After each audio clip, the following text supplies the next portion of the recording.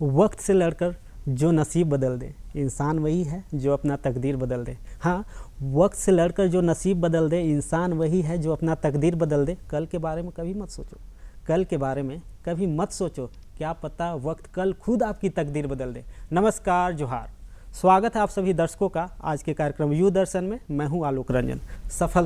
सफलता एक ऐसी चीज़ है जिसे पाना सभी चाहते हैं, लेकिन इस सफलता को पाने के लिए आपको अपने कार्यों के प्रति ईमानदार होना पड़ेगा, अपने लक्ष्यों के प्रति दुगनी शक्ति से कार्य करना पड़ेगा। फिर भी यह ज़रूरी नहीं कि आपको सिर्फ सफलता मिलेगी, इस जर्नी में आपको असफलता मिल सकती है, या यूँ कहें कि असफलता आपको बार बार मिल सकती है। फिर भी जो अडिग रहता है, जो दुगनी रफ्तार दुगनी शक्ति से बाउंस बैक करता है, अपने कार्य और अपने लक्ष्य को निर्धारित करके उस पथ पर लगातार चलता रहता है, तो निश्चित ही एक दिन सफलता मिलती है। इसलिए आज हम लोगों का जो केंद्र बिंदु है, जो विषय है, वह है कि जीवन में सफलता के मायने। इसलिए आज हमने अपने स्टूडियो में आमंत्रित किया है एक युवा लेखक जिनके नाम बुक्स वर्ल्ड ऑफ रिकॉर्ड है, और इन्होंने 4 दिनों में मात्र पुस्तक लिखी है, इसलिए ये हमारे साथ हैं। तो आपका स्वागत है द लिविंग पॉल यानी विकी कुमार जी आज के कार्यक्रम यू दर्शन में। मैं कहना चाहूँगा कि ज़िंदगी हर एक लूज़र को एक मौका ज़रूर देती है। ज़िंदगी हर एक लूज़र को एक मौका ज़रूर देती है लेजेंड बनने का। आज वही मौका मुझे दूरदर्शन रांची ने दिया अपने स्टूडियो में बुला के। इसके लिए हृदय की गहराई से आप सभी का शुक्रिया।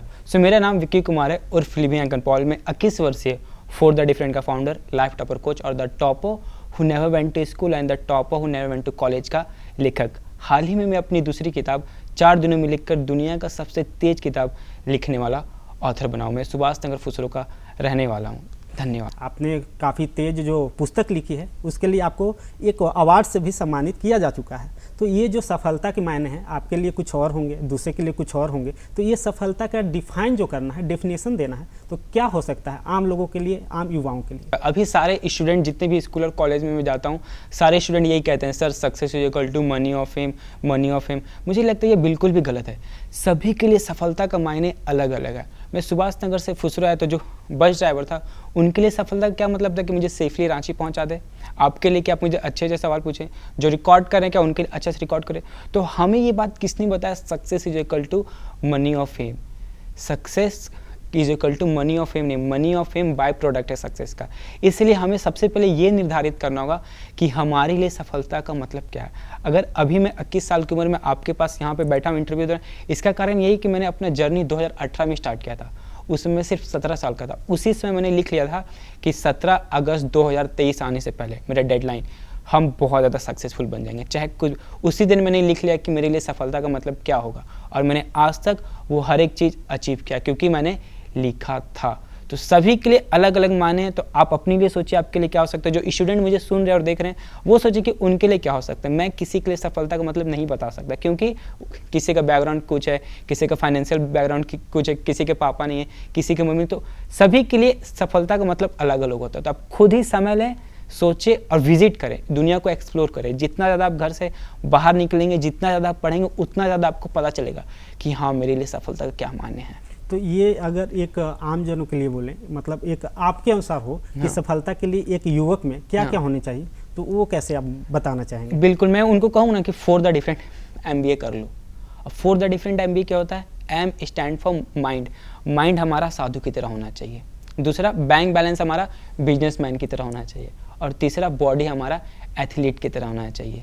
Monk, bank balance of businessman, और शरीर एथलीट की तरह। जो ये तीनों काम कर लिया, मैं उसको अपने हिसाब से सक्सेसफुल मानूंगा। तो आपने इतने कम समय में, कम दिनों में आपने बुक्स लिख दिए, तो इसके लिए प्रेरणा कहाँ से मिला आपको कि हमको, मतलब मुझे जो है वो बुक्स ही लिखने हैं या फिर ऐसा कुछ करना है? सबसे पहला रॉबिन शर्मा, जो कि कनाडा के एक बहुत बड़े ऑथर हैं, उन्हीं का मैंने एक बुक पढ़ा था, who will cry when you die, 2019 में। उसी दिन मैंने सोच लिया था कि मैं अभी फ्यूचर में एक सेल्फ हेल्प बुक लिखूंगा। और दूसरे मेरे पिता, वो एक सिंपल से ट्रक ड्राइवर है। तो उनको जब कभी मैं देखता हूँ ना तो मुझे बहुत इंस्पिरेशन आता है कि, तो मैंने अपने पापा के ऊपर कभी कुछ लिखा था कि I know that my dad is not a millionaire, I know my dad is not a millionaire but I thought to make him dad of a millionaire. और तीसरा, मेरा कंट्री, मेरा देश। मुझे अपने देश से बहुत प्यार है और इसको इंडिया से ग्रेट इंडिया बनाना। तो मुझे बहुत, यही 3 जने जिससे मुझे बहुत ज़्यादा इंस्पिरेशन मिलता है और सीखने को मिलता है। अगर बात करें असफलता की, तो असफलता को आप कैसे परिभाषित करते हैं, किस रूप में देखते हैं, असफलता क्या होती है? तो मेरे हिसाब से ना सर, ये सेंटेंस थोड़ा सा गलत है या वर्ड थोड़ा सा गलत है, क्योंकि ना हम नहीं मानते कोई इंसान फेल होता है। वो मिस्टेक करता है, वो सीखता है, वो इम्प्रूव करता है। और जब हम कोई चीज़ सीख रहे हैं और इम्प्रूव करें तो हम कहाँ फेल हुए। लेकिन यही है कि हम लोग को never make the same mistake twice, if you do then it's our choice. तो एक गलती को दोबारा मत दोहराइए, उससे सीखिए और आगे बढ़िए। और मैं जितने भी स्कूल में विजिट करता हूँ सेशन करने के लिए, मैं सभी बच्चों को एक ही बात बोलता हूँ, हर एक दिन नया गलती करो, हर एक दिन नया गलती, क्योंकि mistake teachers what our books can't. और रही बात फेलियर की, तो मेरे लिए फेलियर का मतलब सिर्फ 3 ही है। सबसे पहला, जिस दिन मैं बहाना देने लगूंगा, मैं मान लूँगा कि मैं एक फेलियर हूँ। जिस दिन मैं ज़्यादा सोने लगूंगा, मैं सिर्फ 4 घंटे सोता हूँ, उससे ज़्यादा नहीं सोता। मैंने ये सोच लिया 21 से उम्र से लेकर 29 तक 4 घंटे से ज़्यादा नहीं सोना। और तीसरा, लेजी जैसा कभी नहीं हम करेंगे, कोई काम हमको करना हम करेंगे। तो यही मेरे 3 असफल है। अब जब मुझे ये पता चल गया कि मैं ये 3 काम करूँगा तो मैं फेलियर हो जाऊँगा, तो आखिर में ये काम क्यों करूँगा, मुझे तो फेलियर बनना नहीं है। तो यही है। और सब अपने हिसाब से, जिस तरह हम लोग अपने लिए सक्सेस का मायने सेट करते हैं ना सर, उसी तरह हम लोगों को, जितने भी मुझे सुन रहे हैं ऑडियंस, उनको भी अपने लिए असफलता का मतलब क्या वो सेट करना चाहिए, ताकि वो पता होने के बाद हम वो काम ही नहीं करेंगे तो अनसक्सेसफुल कहाँ से बनेंगे फिर। अच्छा, जो युवा दर्शक हमें सुन रहे हैं, हाँ, उनको भी अंदर से ये लग रहा होगा कि मैं भी कुछ अच्छा लिख सकता हूँ, एक अच्छा ऑथर बन सकता हूँ, लेखक बन सकता हूँ। बिल्कुल। तो उनको क्या क्या बात को ख्याल रखना होगा, अपने जेहन में बैठाना होगा, जिसके मतलब जो इम्प्लाई करके वो अपने ऊपर लागू करके एक अच्छा लेखक बन सकते हैं? तो मुझे ऐसा लगता है ना कि जितने भी ऑडियंस मुझे सुने ना, ऑथर बनने के लिए मेरे हिसाब से सिर्फ 3 स्टेप है। सबसे पहला स्टेप, बहुत ज़्यादा पढ़िए किसी भी एक फील्ड के बारे में। बहुत, जब आपके पास ज्ञान रहेगा तभी ना आप बांट सकते हैं। तो सबसे पहला, बहुत ज़्यादा पढ़िए किसी एक फील्ड के बारे में। और दूसरा, लिखिए, डेली लिखिए, जो भी माइंड में आपके थॉट आ रहा है डेली लिखिए। अभी मैं सुभाष नगर से रांची तक आया, मेरे बहुत ज़्यादा थॉट मन में, सारा मैंने अपने फ़ोन में लिखा। अब जब अपना 3rd बुक लिखूंगा तो उसमें इसको अप्लाई करूंगा। तो जितने भी थॉट आते हैं ना, उनको लिखिए। और तीसरा स्टेप है, अपने आप को लेखकों के साथ जोड़ लीजिए। अब बहुत सारे ऑडियंस कहेंगे सर मेरे घर तरफ तो कोई लेखक है ही नहीं, तो मैं कैसे उनके साथ फ्रेंडशिप करूँ? ठीक है ना, फिजिकली नहीं है, डिजिटली है। फेसबुक में उनसे जुड़ो, इंस्टाग्राम में जुड़ो, यूट्यूब में उनसे बात करो, उनके वीडियोस देखो, सीखो। क्योंकि जिस तरह हमें ये बताया जाता है कि अगर एक सड़े आम के साथ हम रहेंगे तो हम भी सड़ जाएंगे, उसी तरह एक अच्छे लेखक के साथ रहेंगे तो हम भी अच्छे लेखक ही बनेंगे ना। तो सराउंडिंग अपना लेखकों के साथ करिए। एक लेखक के लिए टाइम का बहुत इम्पोर्टेंट होता है, तो वो अपना मतलब जो टाइमलाइन है कैसे निर्धारित करे, पंक्चुअल कैसे बने? पंक्चुअल बनने के लिए ना उनको एक स्ट्रांग वाई चाहिए कि आखिर मुझे क्यों ही लिखना है। मैं आपको अपनी बात बताता हूँ। तो जब मैंने बुक लिखना स्टार्ट किया ना, तो मैंने सोचा यार दुनिया में तो बहुत सारे लेखक हैं, तो उन समय मैं सबसे कैसे अलग दिखूंगा। तो मैंने सोचा यार मेरा एज, चलो ठीक है मेरा एज भी हो गया, और कैसा चीज़ है जब मैं सबसे अलग दिखूंगा। तो फिर मैंने सोचा कि अपना बुक का टाइटल कुछ अलग हम लिख सकते हैं क्या। इसलिए आपने मेरे बुक का भी टाइटल देखा हो, the topper never went to school और the topper never went to college. तो कुछ अलग करना होगा, क्योंकि ना भीड़ का हिस्सा नहीं, भीड़ का कारण बनना है। और उसके लिए आपको इतना मेहनत करना होगा अकेले जितना पूरा भीड़ कर रहा है। तो मेहनत करिए जमकर। वर्तमान परिदृश्य में, वर्ल्ड में देखें तो बहुत सारे करियर के ऑप्शन मौजूद हैं। तो ये जो डिजिटल वर्ल्ड है, इसमें और करियर की क्या क्या संभावनाएं आपको दिखती हैं कि युवा होने के नाते? राइट, तो मुझे 4-5 दिखती है। सबसे पहले आर्टिफिशियल इंटेलिजेंस तो बहुत आगे बढ़ रहा है। अभी तो जितने भी ऑडियंस मुझे सुन रहे हैं, सबसे पहले कोडिंग क्लासेस स्टार्ट कर दे अगर करना है तो आर्टिफिशियल इंटेलिजेंस में। और दूसरा, सेल्स स्किल्स। सेल्स स्किल बहुत इंपॉर्टेंट है। आप कहीं भी जाइए ना, कोई ना इंसान कुछ ना कुछ बेच ही रहा है, तो हमें वो आना चाहिए, सेल्स। और फिर तीसरा आता है इंग्लिश और कम्युनिकेशन, वो भी बहुत इंपॉर्टेंट। आप किसी भी फील्ड में हो, चाहे आप अच्छे क्रिकेटर हो, चाहे आप अच्छे एक्टर हो या एक एंकर हो, इंग्लिश स्पीकिंग और कम्युनिकेशन स्किल आपको हर जगह काम आएगा। और फिर आता है 4th नंबर, वो है ग्राफिक डिज़ाइनिंग। अभी ग्राफिक डिज़ाइनिंग का बूम बहुत अच्छा आने वाला है। और फिर आखिरी हम कहेंगे पब्लिक स्पीकिंग। जिस इंसान को बोलना आता है लोगों के बीच, वो कभी भी भूखा नहीं मरेगा। तो यही ऐसे वो 5 फील्ड है जो मुझे लगता है फ्यूचर में बहुत ज़्यादा बूम करने वाला है। और जितना जल्दी हो सके हमारे ऑडियंस को सीखना स्टार्ट कर देना चाहिए, क्योंकि हम लोग पहले ही बहुत लेट हो चुके हैं। जैसे आपने ऑथर के बारे में बताया, स्किल्स के बारे में बताया कि स्पीकिंग स्किल्स अच्छा होना चाहिए, तो एक ऑथर के लिए यह ज़रूरी होता है कि लेखन क्षमता जो है, राइटिंग स्किल्स, वो तो बेहतर होना ही चाहिए, लेकिन जो स्पीकिंग स्किल्स है, डिलीवर करने का क्षमता जो है, हाँ, उसको बेहतर कैसे बनाया जा सकता है? तो उसको बेहतर बनाने का 4 तरीका है। लिखना, बोलना, सुनना, देखना। ये 4 काम आप 90 दिन तक करिए। कोई भी भाषा में, चाहे वो हिंदी हो, इंग्लिश है, भोजपुरी हो, खोटा, मलयालम, कोई भी हो, लिखना, बोलना, सुनना, दिखना कीजिए चारों भाषा में। उसके बाद देखिए आपके लिखने का शक्ति, आपके बोलने का शक्ति और आपका माइंड के अंदर प्रोसेस करने की शक्ति तीनों बढ़ जाएगा। तो फिर जब कभी भी आप कहीं स्पीच डिलीवर करोगे, अपने आप को रिप्रेजेंट करोगे, आप दूसरों से कहीं आगे होगे। जो युवा जो हमें सुन रहे हैं वो बहुत सारे ऐसे भी होंगे जो अनमोटिवेटेड फील कर रहे होंगे, जो बहुत सारे होंगे अवसाद की स्थिति से भी गुजर रहे होंगे, तो उनके लिए क्या संदेश है, वो इन चीज़ों से बाहर कैसे निकले? राइट, तो मेरा ऐसा मानना है ना सर कि अगर कोई भी गोल हमें अपने लाइफ में अचीव करना है ना, तो उसके बीच में बैरियर कुछ नहीं होना चाहिए कि नहीं हम तो गरीब है, मेरे पापा तो ट्रक चलाते, मेरे पास तो पैसा नहीं है। मैं आपको अपनी हकीकत बात बताता हूँ, जब मैं अपना सेकंड बुक पब्लिश कर रहा था, मेरे पास 1 रुपया भी नहीं था बुक पब्लिश, लेकिन मैंने तो मान लिया कि बहाना तो देंगे नहीं हम, क्योंकि बहाना देंगे तो हम लूज़र बन जाएंगे, हम हार जाएंगे, फेल हो जाएंगे। तो फिर मैंने सोचा हम क्या कर सकते हैं, बैंक से लोन ले सकते हैं क्या। बैंक है, बैंक वाले ने बोले कि बाबू आज तक तो ऐसा कोई स्कीम ही नहीं बना कि बुक के लिए पैसा दिया। ठीक है, फिर हम सोचे चलो स्कूल विजिट करके सेशन करके जो पैसा आएगा उससे पब्लिश कराएंगे। तो स्कूल वाले भी सारे मना कर देते थे, मेरा फेस देख कर कहते थे तुम तो बच्चा, तुम क्या पढ़ाओगे। तो फिर हम 6 महीना तक वेट किए, हम अपना बुक जनवरी में ही लिख रहे थे, पर जून तक हम वेट किए बहुत लोगों से, तो किसी ने कुछ नहीं किया। फिर हम सोचे फ़ोन एप्लीकेशन पे भी लोन मिलता है, मैंने वहाँ से लोन लिया, अब बुक अपना पब्लिश कराया। तो बहाना तो हम नहीं दे सकते, नहीं हम गरीब घर से, मेरे पापा नहीं। आपके पास एक स्ट्रॉन्ग वाई होना चाहिए, एक ठोस कारण कि हम क्यों वो काम करें। क्योंकि मेरा ऐसा मानना है कि असफल व्यक्ति के जीवन में 100 ऐसे कारण होते हैं काम नहीं करने के, लेकिन हमें सिर्फ एक कारण ऐसा ढूंढना वो काम करने का। एक जो एथलीट बॉडी होना चाहिए। हाँ। तो जो हमें जो मन से तो स्वस्थ हैं, लेकिन जो शारीरिक स्वस्थता है, जो फिटनेस है, उसको हासिल करना भी आवश्यक है। तो वो कैसे, जैसे आप फिट हैं तो किस तरह से वो हासिल कर सकते हैं? बिल्कुल, तो सर मैं अभी 21 के एज का हूँ, तो जब मैं क्लास 9 में था ना, मैंने उसी समय से रनिंग स्टार्ट कर दिया था। उसी समय से मैंने रनिंग स्टार्ट कर दिए थे, चाहे हर एक दिन हम रनिंग करते थे, चाहे 1 किलोमीटर हो, 2 किलोमीटर में जिम में नहीं जाता, बस रनिंग करता हूँ। तो हमें थोड़ा हेल्थ पे ध्यान देना चाहिए, क्योंकि जब हमारे पास वेल्थ अच्छा खासा हो जाए और हेल्थ ही नहीं रही तो मज़ा क्या आएगा। तो थोड़ा सा हमें हेल्थ पे भी एफर्ट पुट करना चाहिए। ऐसा नहीं कि जिम ही जाइए, अब बस रनिंग करिए 1 से 3 किलोमीटर डेली। अगर डेली भी नहीं हो पाता तो वीक में 4 दिन तो करिए, उसके बाद आप देखिए सबसे यंग आप ही दिखोगे। तो हेल्थ इंपॉर्टेंट है सर। बिल्कुल, ये जो राइटिंग स्किल्स होते हैं जो लेखक के लिए आवश्यक है और सबके लिए है, तो जो विद्यार्थी सुन रहे हैं उनके लिए भी है, तो राइटिंग स्किल्स को और इन्हांस करने के लिए, डेवलप्ड करने के लिए क्या क्या करना पड़ेगा? आज से पहले जितनी भी बुक है ना पढ़िए, क्योंकि एक ऑथर को बुक लिखने में 10 साल 5 साल का एक्सपीरियंस वो एक बुक में देता है। तो अगर हम उस बुक को पढ़ते तो 5 साल और 10 साल का एक्सपीरियंस हमें 5 घंटे में 5 दिनों में मिलता है। तो वो एक्सपीरियंस हम यूज कर सकते हैं। आखिर हिस्ट्री हमें क्यों पढ़ाया जाता है सर? हिस्ट्री हमें इसलिए पढ़ाया जाता है कि ताकि हिस्ट्री की गलती हम दोबारा ना कर सकें, राइट। तो इसलिए बुक पढ़िए, बहुत कुछ सीखने को मिलेगा बुक से। आपने बताया था कि डेडलाइन का जिक्र किया था। Yes sir. तो ये डेडलाइन क्या है, इसे मतलब क्या समझा जाए इससे? यस सर, तो मेरा डेडलाइन मैं अपने पर्सनल लाइफ में कहता हूँ वैसा चीज़ कि वो डेट आने से पहले हम उसको अचीव कर लेंगे।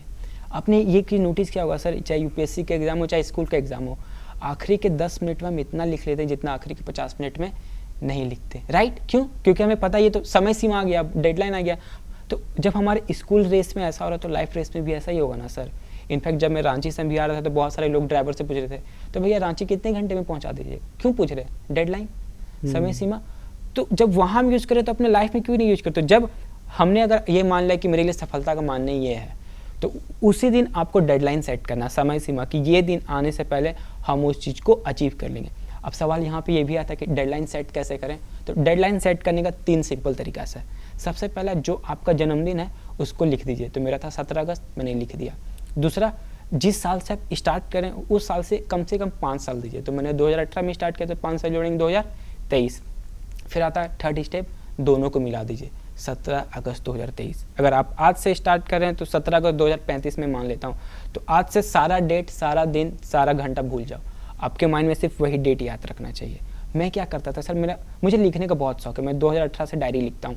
तो मैंने हर एक दिन ये लिखता था कि 2017 अगस्त आने में 1052 दिन बाकी है। 1000 जैसे जैसे दिन बढ़ते जाते थे ना, वैसे मैं ऐसे क्या मेरे माइंड के, अरे यार अब तो इतना ही दिन बाकी, हम सो कैसे सकते हैं, अरे यार अब तो इतना दिन बाकी, हम तो समय सीमा लिख दिए, मस्ती कैसे कर सकते हैं। तो समय सीमा बहुत इंपॉर्टेंट है सर, और यही कारण है कि 17 अगस्त 2023 नहीं भी आया, पर आज मैं यहाँ पे बैठा हुआ, इंडिया के वन ऑफ द बेस्ट और पुराने इसमें टीवी चैनल में से। Because of why? Because of my deadline. तो बहुत इंपॉर्टेंट होता है डेडलाइन सर। बिल्कुल सही कहा आपने। जो युवा हैं जो चाहते हैं कि हम अपने लक्ष्य जो निर्धारित किए हैं, जो गोल है उसे अचीव करना है, तो क्या क्या क्वालिटीज होना चाहिए अपने लक्ष्य को प्राप्त करने के लिए, सफलता को प्राप्त करने के लिए? राइट। तो सर सबसे पहला तो ये मानूंगा, जिस तरह हमारे स्कूल में इंग्लिश के टीचर होते हैं, मैथ के टीचर, और इनफैक्ट हम लोग ट्यूशन टीचर भी हायर करते हैं, tuition teacher for English, tuition teacher for math, उसी तरह हम लोग लाइफ में कोई क्यों नहीं सर है लाइफ टीचर फॉर, बिल्कुल वो भी तो हमारा होने चाहिए ना। तो मेरा ऐसा मानना है कि जो भी आपका फील्ड है उस फील्ड में एक गुरु को जरूर रखो जो वहाँ जा चुका है जहाँ आपको जाना है, क्योंकि वही ड्राइवर आपको रांची ले जा सकता है जो आज से पहले गया हो। तो गुरु चुनिए, वही आपको बहुत कुछ सिखाएंगे। जैसे हम लोगों ने सुना है कि मैथ के टीचर होते हैं, साइंस के टीचर होते हैं, फिजिक्स के टीचर होते हैं, तो ये टीचर और आपने जो गुरु बोला, ये दोनों में अंतर है क्या, और अंतर है तो क्या क्या है? बिल्कुल सर, मुझे ऐसा लगता है, अगर मेरे वर्ड किसी को हर्ट करे तो मैं माफ़ी मांगना चाहूँगा कि ना, स्कूल वाले टीचर हमें बोर्ड एग्जाम के लिए तैयार करते हैं, लेकिन जो गुरु होते हैं ना सर, वो हमें लाइफ एग्जाम के लिए तैयार करते हैं। गुरु हमारे फील्ड के बारे में सिखाते हैं। लाइक मैं अपनी पब्लिक स्पीकिंग के बारे में बात करूँ तो मेरे पास ज्ञान था सर, लेकिन इसको कैसे बांटूँ इसका बात नहीं। तो फिर मैंने सुजाता मैम से पब्लिक स्पीकिंग सीखा और उसी के कारण आज मैं अच्छा से डिलीवर कर पाऊँ। तो हमारे लाइफ में गुरु होने चाहिए sir, tuition teacher for life, मैं उनको यही कहता हूँ, वो होना बहुत ज़रूरी है। लेकिन आपके फील्ड का, अब सपोज मान लें तो आपको फुटबॉलर बनना है, लेकिन आप किसी क्रिकेट के कोच को हायर कर लोगे तो कोई मतलब है सर? आप ही के फील्ड के आप ही के गुरु होने चाहिए, तभी आप आगे बढ़ सकते हो, क्योंकि गुरु हमेशा हमें वैसा इंसान बनाते हैं जैसा हम कभी थे भी नहीं। मतलब गुरु का महत्व काफ़ी ज़्यादा हमारे लाइफ में, जो कि एक टीचर तो सिखाते हैं लेकिन गुरु आपको बनाते हैं। बिल्कुल सर। तो आपकी अगर पुस्तक की बात की जाए तो वो पुस्तक जो आपने इतने कम समय में लिखा, तो उसमें है क्या ऐसा जो युवा पढ़ करके अपनी सफलता को सुनिश्चित कर सकता है? बिल्कुल सर, तो मेरी 2 पुस्तकें जैसे आपको पता है, पहला the topper who never went to school और दूसरा the topper who never went to college. तो मैंने ना सेल्फ हेल्प ग्रोथ के ऊपर ज़्यादा फोकस किया। अभी क्या हो रहा है ना कि सभी स्टूडेंट बस बोर्ड एग्जाम के लिए तैयार करें, सभी स्टूडेंट बस फोकस है कि उनको स्कूल टॉपर बनना है, बट मैं उनको हमेशा ये करता हूँ फोकस ऑन लॉन्ग टर्म। उनको लाइफ रेस पे भी फोकस करना चाहिए और उनको लाइफ टॉपर बनना चाहिए। तो मैंने अपने दोनों बुक को मिलाकर टोटल 70 ऐसे विजडम और सीक्रेट शेयर किए जो उनको एक सक्सेसफुल लाइफ टॉपर बना सकता है। और अगर किसी स्टूडेंट को लाइफ टॉपर बनना है तो 5 ऐसे सवाल जो उनको जरूर अपने आप से पूछना चाहिए। सबसे पहला, what does success mean to me, मेरे लिए सफलता का क्या मतलब है। दूसरा, when will I call myself successful, मैं अपने आप को सक्सेसफुल कब मानूंगा। तीसरा, what is my one field, मेरा कौन सा ऐसा एक क्षेत्र जो मुझे सफल बना सकता है। चौथा, व्हाट इज माई डेडलाइन, हम सफल कब हो जाएंगे, उसका डेट कौन सा है। और 5वां, मेरे लिए हार का क्या मतलब है, what does failure mean to me. ये 5 सवाल का जवाब कोई भी एक स्टूडेंट या ऑडियंस आज देता है ना सर, 5 साल के बाद वो यहीं पे आके इंटरव्यू देगा, ये मेरा आपसे वादा है सर। वाह, वाकई आपने जो बताया है वो निश्चित ही युवाओं के लिए अच्छा होगा। आपने एक बताया कि सेल्फ डेवलपमेंट, तो सेल्फ ग्रोथ, यस सर। ये क्या होता है? सर सेल्फ ग्रोथ का मतलब है ना खुद का बेस्ट वर्जन बनना, खुद का ग्रेटेस्ट वर्जन ऑफ सेल्फ बनना। तो उस पर मैं आपको एक चैप्टर के बारे में बताता हूँ जिसपे मैंने लिखा डैड फ्यूनरल। अभी ना हम लोग अपनी ज़िंदगी 3 तरह से जी सकते हैं सर। पहला, अभी जैसा जी रहे या तो वैसा जिए, या तो दूसरा, ऐसा ज़िंदगी जीने लगे जैसे आपके पिता जिंदा ही नहीं रहे। क्या उसके बाद हम लोग जो लड़के लोग मस्ती मजाक कर रहे हैं, टाइम वेस्ट के, वैसा करेंगे सर? नहीं करेंगे। उनका बस फोकस रहेगा, नहीं यार मुझे बस सक्सेसफुल बनना है, ढेर सारा पैसा कमाना। और आता है तीसरा लाइफ, अगर आपके पिता जिंदा हैं तो रिस्क लेने से हम क्यों डर रहे हैं? अभी भी राशन खा रहे हैं, रिस्क लेके फेलेंगे, उससे भी पापा खिलाएंगे। तो हम तो ये 3rd वाला जी रहे हैं सर, रिस्क लेके लाइफ जी रहे हैं। हमेशा हम लोग को अपना लाइफ एक साइंटिस्ट की तरह जीना चाहिए, एक्सपेरिमेंटल लाइफ। जितना ज़्यादा हम एक्सपेरिमेंट करेंगे, बाद में हमारा एक्सपेरिमेंट ही हमारा एक्सपीरियंस बन जाएगा। काफ़ी गहरा बात आपने कहा। अगर जैसे कि आज के युवाओं को देखें तो वो मनी मेकिंग की तरफ भागते हैं, तो ये मनी मेकिंग के अलावा भी तो बहुत सारे चीज़ हैं जो आपको इज्जत दिलाएंगे, प्रतिष्ठा दिलाएंगे, समाज के प्रति आपका कर्ज है जो आपको चुकाना चाहिए। तो मनी मेकिंग के अलावा और क्या क्या करना चाहिए एक युवा को सफल होने के लिए और समाज के नज़र में भी सफल होने के लिए? बिल्कुल सर, तो मुझे ना ऐसा लगता है ना कि हम लोग को पैसे के पीछे भागना ही नहीं चाहिए सर, क्योंकि ना पैसा एक तितली की तरह है। अगर हम तितली को पकड़ेंगे तो वो हमसे तेज उड़ के भाग जाएगी, लेकिन अगर हम लोग अपने घर में गार्डन बना लेंगे तो वो तितली हमारे पास आएगी। वही तितली है पैसा और वो गार्डन है स्किल। तो हमें पैसे के पीछे नहीं भागना, हमें स्किल के पीछे भागना। अभी प्रैक्टिकल एग्जांपल है, हम लोग समोसा वाले के पास क्यों जाते हैं? क्योंकि वो समोसा बनाने में अच्छा, उस स्किल में अच्छा है। हम लोग स्कूल क्यों जाते हैं? क्योंकि वो नॉलेज देने में अच्छे हैं। तो हम लोग स्किल की वजह से ही ना जा रहे हैं, और इसीलिए कि समोसा वाले को पैसा देते हैं, इसीलिए कॉलेज वाले को पैसा दे। तो जितने भी ऑडियंस मुझे सुन रहे हैं, पैसे के पीछे मत भागिए। पैसा is a by product of success. Run after skill. जितना ज़्यादा आपके पास स्किल में आप मास्टरी होगा, उतना ज़्यादा पैसा कमाएंगे। और ये बात किसी ने बहुत सही कही, से पैसा क्या हाथ की मैल ही है। सही में हाथ की मैल है। अगर आपको मास्टरी करना है तो स्किल को मास्टर कीजिए, मनी को नहीं। जैसे आपने इतना जोर दे के बोला स्किल जाहिर सी बात है बहुत इंपॉर्टेंट है। तो स्किल्स को और डेवलप करने के लिए बहुत सारी क्वालिटीज़ चाहिए होंगी, तो स्किल को कैसे डेवलप किया जा सकता है? Right sir. तो सबसे पहले ना सर, मैं सीधा जाना चाहूँगा सबसे पहला सवाल पे कि आपके लिए सफलता का क्या मतलब है। वहीं से सब कुछ स्टार्ट होता है। कि जैसे मान लीजिए कि एक फुटबॉलर है, उसके लिए सबसे पहले स्किल क्या होगा, किक। फिर थोड़ा सा और बढ़ेंगे और अच्छे स्किल वो क्या कर सकता है, तो अपना फिटनेस लेवल बढ़ा सकता है। और वो अच्छा क्या कर सकता है कि टीम मैनेजमेंट, टीम को कैसे मैनेजमेंट कर सकते हैं, ये सब सीखते। तो जब तक हमें ये पता ही नहीं ना सर कि मेरे लिए सफलता का क्या मतलब है, तब तक सारे दरवाजे बंद हैं। सबसे मेन दरवाज़ा वही है कि मेरे लिए सफलता का मतलब क्या है। अगर मान लीजिए किसी को पता भी नहीं है, घर से बाहर निकलो, ढूंढो, पढ़ो। वरना अगर नहीं ऐसा करोगे तो भीड़ का हिस्सा बन जाओगे, भीड़ का कारण कभी नहीं बन पाओगे फिर। आपने कुछ पिछले जो प्रश्न थे उसमें मंत्राज का जिक्र किया था, तो ये मंत्र कौन कौन से हैं? Right sir. तो मेरे जीवन में 2 सक्सेस मंत्र है जो मैं पर्सनली फॉलो करता हूँ। सबसे पहला, रुकना मना है। चाहे मैं अच्छा अचीव कर रहा हूँ, चाहे मैं ख़राब अचीव कर रहा हूँ, चाहे मैं अचीव नहीं कर रहा हूँ, मैं नहीं रुकूंगा। लिविंग आइकन पॉल हूँ मैं कभी रुकेगा नहीं, क्योंकि रुकना मना है। मैं आपको रोकना चाहूँगा, ये जो आपने लिविंग आइकन पॉल नाम रखा है, इसके पीछे क्या रहस्य है? Yes sir. तो मैंने अपना जर्नी 2018 में स्टार्ट किया था। तो उस समय मेंटली हम बहुत बच्चे थे, तो हम सोचे थे ना, हम अपने आप को बहुत छिपा कर रखते थे। हम सोचते थे हम सीक्रेट सुपरस्टार बनेंगे, तो असली नाम कहीं बताते नहीं थे। तो उसमें एक नाम बहुत फेमस था, हॉलीवुड का एक्टर पॉल। तो वो हम पॉल सोच लिए, और फेसबुक में गए अकाउंट बनाने, तो अकाउंट बना ही नहीं। तो फिर सोचे क्या रखें, तो एक बच्चा को पढ़ा रहे थे लिविंग ऑर्गेनिज्म, तो लिविंग वर्ड वहाँ से आ गया, और आइकन हम ऐड कर दिए, तो लिविंग आइकन पॉल बन गया। बस वो ऐसा ही था। ओके, आप अपने मंत्राज जो बता रहे थे वो डिस्कस कर दें। तो दूसरा मेरा मंत्र है ना सर, बहाना देना मना है। चाहे परिस्थिति कैसी भी, मैं बहाना नहीं दूंगा, क्योंकि जो सक्सेसफुल होते हैं ना, वो कभी बहाना नहीं देते, और जो बहाना देते हैं वो कभी सक्सेसफुल नहीं होते। और इसी के साथ एक मैं सीक्रेट शेयर करना चाहूँगा, मंत्रा तो नहीं कहूँगा, कि ना sir, more than food I consume knowledge, and that is the only reason why I am sitting here. खाना से ज़्यादा हम नॉलेज को खाते हैं। ओके, युवाओं को क्या संदेश देना चाहेंगे आप? ये सर, युवाओं को मैं सिर्फ 5 संदेश देना चाहूँगा। अगर आज वो मुझे सुन रहे हैं, तो आज से ही आपके पास ऐसा कोई एक प्रोडक्ट होना चाहिए, या तो सर्विस होना चाहिए, या तो किसी एक स्किल में मास्टरी होना चाहिए। यह सबसे पहला। दूसरा, अगर आपको पता चल गया आपका प्रोडक्ट, सर्विस और स्किल कौन सा है, एक गुरु ढूंढिए जो आपको सिखा सके ये सब के बारे में। और तीसरा, उसको सीखने में, उसको बनाने में, उसको लॉन्च करने में एक नहीं करोड़ों बार फेल कीजिए, क्योंकि failure teachers what our book can't. और चौथा, उस फील्ड में कम से कम 5 साल दीजिए। जिस तरह अनिल कपूर कहते हैं ना 1 to 4, मैं कहता हूँ 1 to 5। कोई भी एक फील्ड चूज़ करो और 5 साल दो। और आखिरी और सबसे महत्वपूर्ण, माता पिता के गुलाम बन जाओ, दुनिया आपको राजा खुद बना देगी। बिल्कुल।